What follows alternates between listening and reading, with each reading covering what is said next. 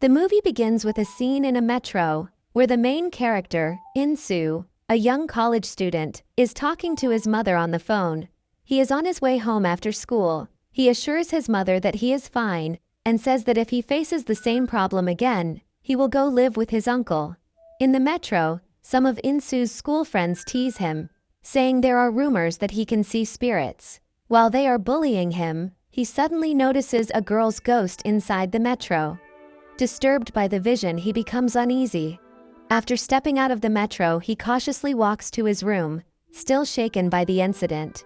Fearful of what he saw, he decides to return to his hometown to see his uncle Sunil.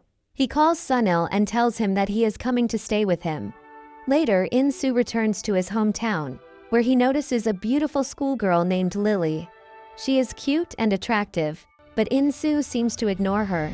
In-soo meets his uncle Sunil, who shares the same ability to see spirits. He then asks In-soo if the locket given to him by his great-grandfather still helps him.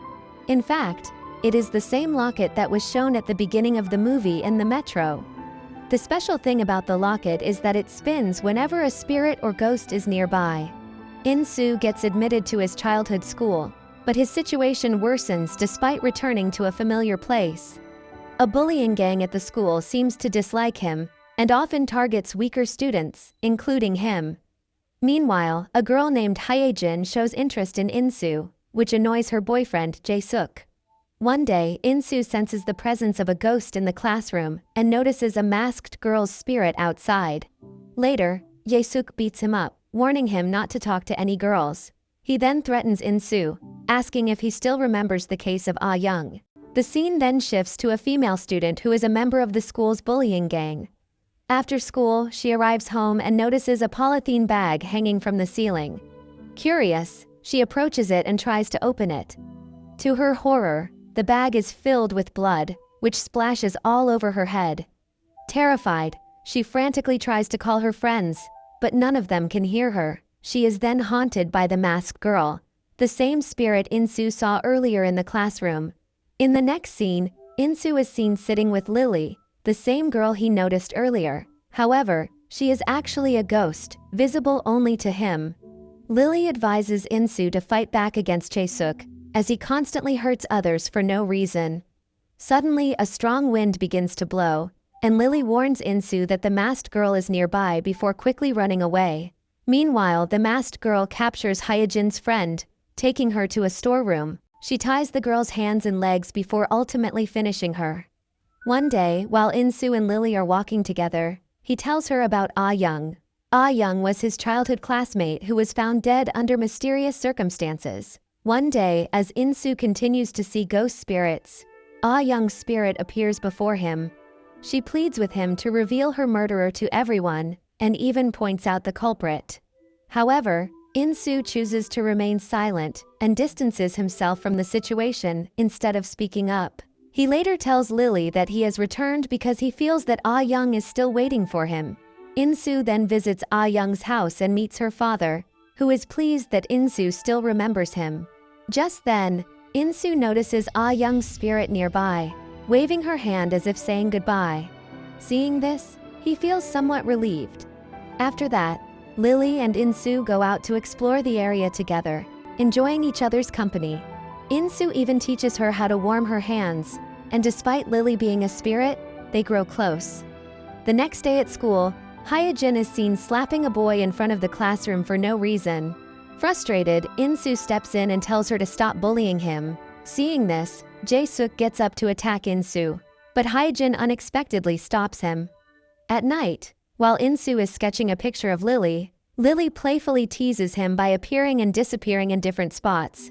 Though In-soo senses her presence, he can't pinpoint where she is. Meanwhile, as he changes his clothes, Lily secretly watches him from inside the cupboard. Later, In-soo sits with his uncle, watching the news. A solved murder case is being reported, revealing that the murderer was caught after 10 years. The suspect is shown wearing a mask. Upon seeing it, In-soo is immediately reminded of the masked girl ghost he encountered at school. One of the spirits staying with them reveals that the masked girl's name is Se-hee.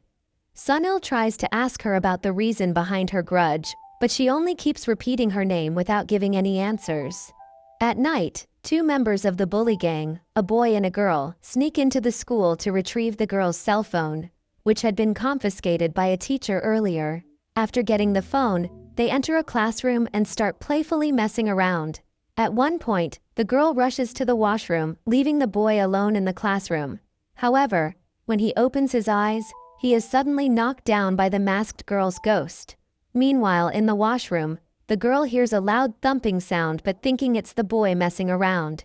After leaving the washroom, the girl checks the surrounding areas and suddenly sprints outside, as if she has seen something terrifying. Shaken, she cautiously walks back into the classroom, only to find it completely empty. Just as she turns to leave, she is horrified to see the boy's lifeless body placed right in front of her. Panicked, she tries to call her friends, but before she can, the masked girl appears before her. In the next scene, Insu tries to gather information about Seihi at school. He asks his classmates, but no one dares to speak about her, fearing the bullying gang. A girl attempts to say something, but Hyejin gives her a warning look, silently telling her to stay quiet. Later, while Insu and Lily are enjoying their time together by the riverside, he receives a message from the same girl who had tried to help him at school. The message contains a photo of Seihi along with a warning, implying that he shouldn't ask any more questions about her. When Insu questions Lily about Seihi, she tells him that no one seemed curious about her death because everyone already knew how she died. After discovering that Hyejin and her gang were responsible for Seihi's death, a furious Insu attacks Jae-suk from behind. However, Jae-suk quickly overpowers him and starts beating him instead. Insu boldly accuses them of killing Seihi, which leaves Hyejin silent and visibly shaken. As Jae-suk continues to hit him, Insu warns that Seihi will not forgive them. After hearing Insu's words, Hyejin becomes anxious. She shows Jae-suk a picture of Seihi's father and reminds him about their missing friends. They conclude that Seihi's father must be the one killing everyone to avenge his daughter. Determined to put an end to it, they decide to eliminate Seihi's father and head to his house. Hyejin suggests calling Insu for help, but Jae-suk refuses and angrily dismisses her idea. As Jae-suk enters Seihi's house, Hyejin secretly messages Insu, informing him that they are about to go inside. Insu receives Hyejin's message and immediately informs his uncle about the situation. Determined to help, he decides to go to Seihi's house. His uncle hands him the protective locket and allows him to leave. Meanwhile, as Jae-suk and Hyejin enter Seihi's house, they hear a strange thumping sound coming from a box. Fear grips them, and Jae-suk begins swinging his hands wildly in panic. Hyejin, on the other hand, notices eerie, flashing images of Seihi. Moments later, they come face to face with Seihi's ghost.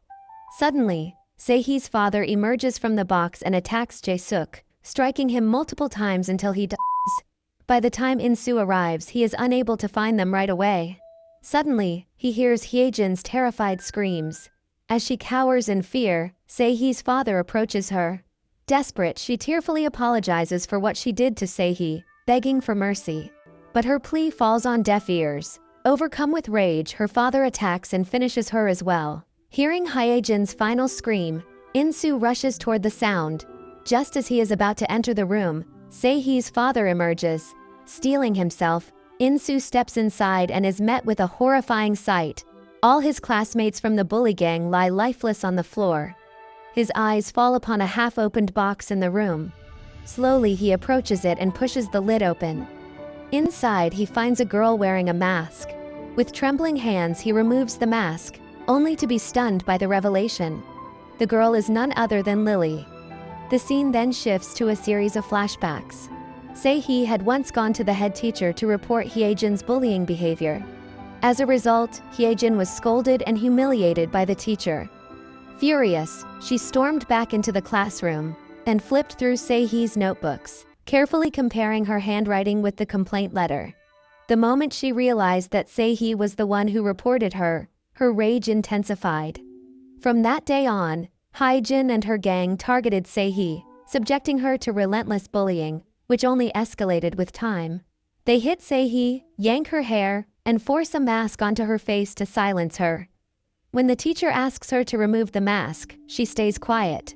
The other students in the classroom choose to ignore her suffering, acting as if she isn't even there. Se-hee, exhausted from the constant bullying, breaks down in tears at home. Her father urges her to report it to the teacher, but she replies that the teacher is indifferent and does nothing to stop it. Unable to bear it any longer, Se-hee takes her own life by herself. While searching further, In-soo discovers a diary listing the names of all the victims. Each name is crossed out except for one, the head teacher. Realizing what's coming next, In-soo quickly calls his uncle, asking him to come to Se-hee's house and perform the necessary funeral rites. Without wasting time, In-soo rushes to the school. The head teacher is working on her computer. She suddenly sees Se-hee's ghost reflected on the screen. Before she can react, the scene cuts away.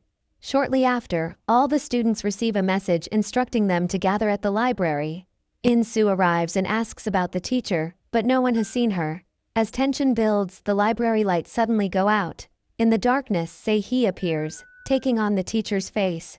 She silently throws a box of gasoline toward the students before revealing her true form. With a cold stare, she reminds them how they ignored her suffering when she was being bullied.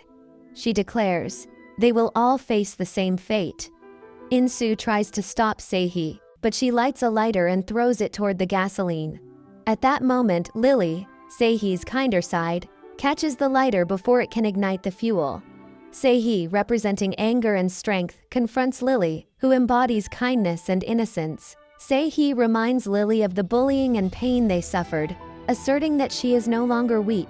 She then forces Lily away and takes control of the teacher's body, using her powers to break objects and frighten everyone around. In-soo uses his locket to identify who might be possessed by Se-hee. When the locket spins near a girl, he approaches her, urging her to stop and hands her a notebook. A flashback reveals that In-soo and Se-hee were childhood friends. Se-hee once protected In-soo from bullies, and their close bond hinted at young love, as shown by In-soo's drawing of Se-hee in his notebook. In-soo apologizes to Lily's spirit for not recognizing her. Lily attempts to hand him the lighter, but the vengeful side of Se-hee intervenes. At this critical moment, In-soo's uncle completes a ritual to free the tormented spirit. This causes a knife in In-soo's pocket to glow. Lily takes the knife and stabs herself, leading to a series of poignant flashbacks of her and In-soo's shared memories. In the final scene, students gather solemnly at Se-hee's grave, mourning her tragic fate. In the closing scenes of Mourning Grave,